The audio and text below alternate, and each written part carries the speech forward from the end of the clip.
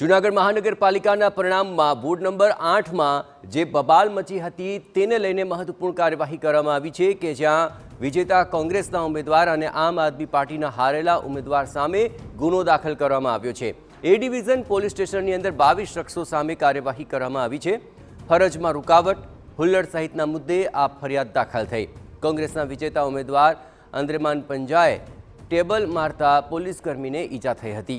महिला पुलिसकर्मी ने माथाना भागे ईजा पहुंची हती तो आपना हारेला उम्मीदवार रजाक हाला सहितना लोकोए पण बबाल करी हती। कांग्रेसनी पेनल विजेता बनता अहीं विजय सरघस निकळ्युं हतुं। अहीं चित्ताखाना चौक नजीक कांग्रेस अने आप वच्चे बबाल थई गई। पोलीसे अनेक शख्सोने राउंडअप करी तपास हाथ धरी छे। અને આ સમગ્ર મામલે વધુ વિગતે વાત કરવા જૂનાગઢથી જોડાઈ રહ્યા છે TV9 સંવાદદાતા વિજયસિંહ। વિજયસિંહ, હાલ આજે બબાલ મચી અને ત્યારબાદ આખરે જે પરિસ્થિતિ સર્જાઈ હતી, હવે જે વિરુદ્ધ કાર્યવાહી થઈ છે, કઈ પ્રકારની કાર્યવાહી હાથ ધરાઈ છે?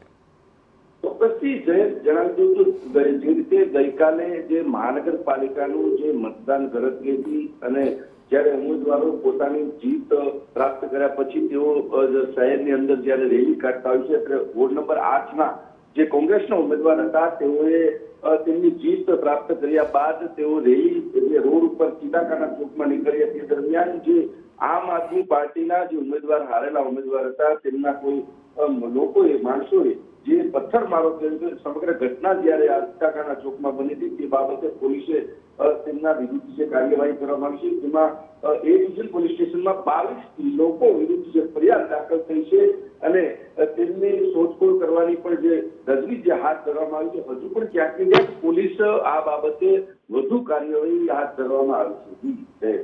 બિલકુલ વિજયસિંહ, તમામ ગતિવિધિઓ પર આપ નજર રાખતા રહેજો। હવે જોવાનું રહેશે કે આ પોલીસ જે રાઉન્ડ અપ કરીને કાર્યવાહી હાથ ધરી છે, આગામી દિવસોમાં આ તમામ લોકો સામે કઈ પ્રકારની કાર્યવાહી થાય છે।